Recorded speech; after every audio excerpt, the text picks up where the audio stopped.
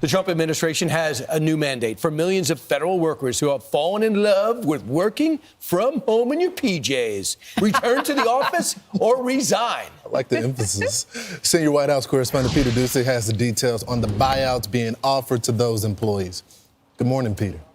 Good morning. The feds, the new Trump team, thinks they could save $100 billion taxpayer dollars because they think that many people, that many federal government employees are going to reply to an email they got last night with the word resign.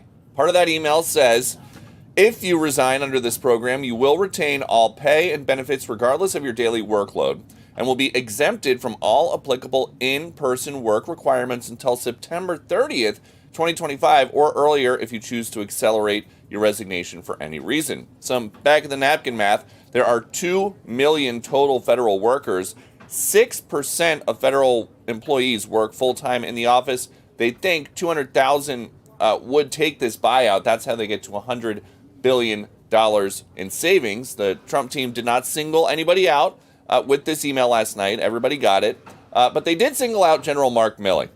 He had his security detail taken away last night, and he could lose a star in retirement if it is determined that he was undermining the chain of command during the first Trump administration. A spokesman for the Pentagon now says the secretary informed General Milley today that he is revoking the authorization for his security detail and suspending his security clearance as well.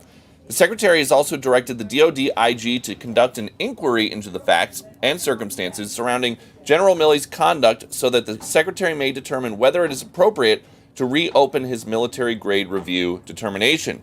Milley's access, now limited. Access to the White House briefing room, on the other hand, now wide open.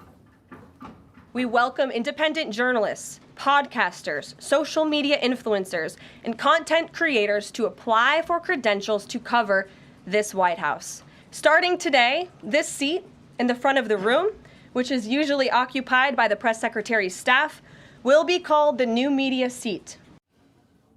Caroline clearly did her homework. She was very well prepared to talk not only about the issues of the day, but also about everything that her boss had already answered, which is probably kind of hard when he is answering questions off the cuff roughly 10 times a day.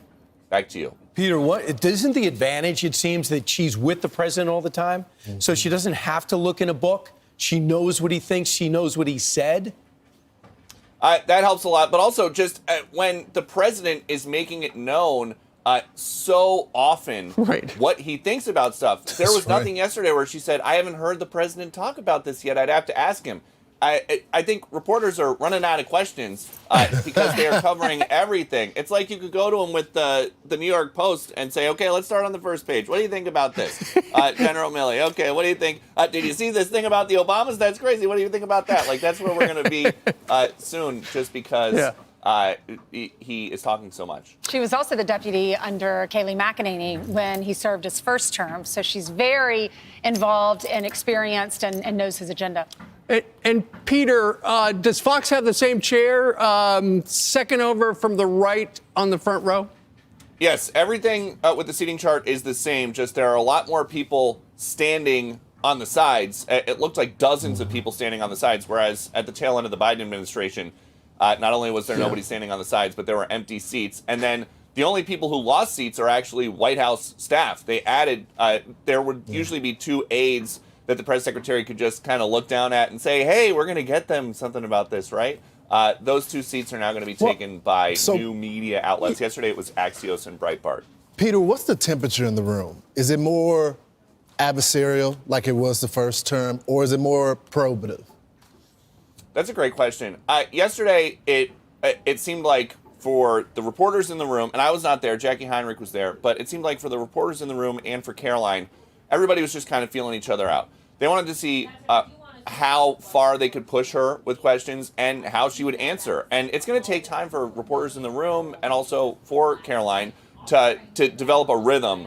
But yesterday, I think, was just kind of everybody was feeling each other out. And Peter, you said they're going to have some White House staffers kind of right there where she can turn and say, hey, well, what do we know about that?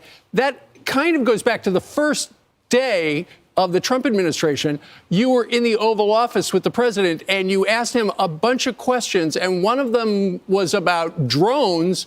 And he turned to Susie Wiles and he said, can we get something for them on drones? And yesterday, the press, that's actually how Caroline started the press conference.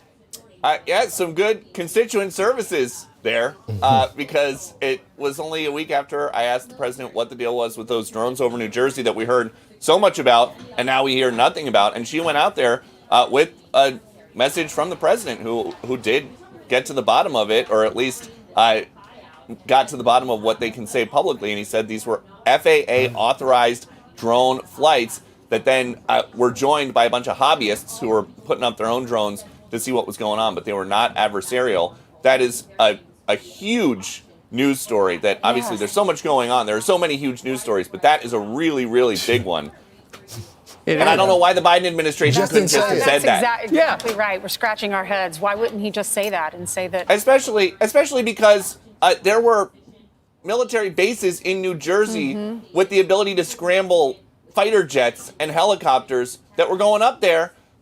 Nobody from the Biden White House could call and say, hey, these are FAA authorized, joined by some hobbyists. It's not the enemy. Could have been Put easier. the jets down. Save the gas. All right. Great job, Peter. Now we know. Thank you, Peter. I'm Steve Doocy. I'm Brian Kilmeade. And I'm Ainsley Earhart. And click here to subscribe to the Fox News YouTube page to catch our hottest interviews and most compelling analysis.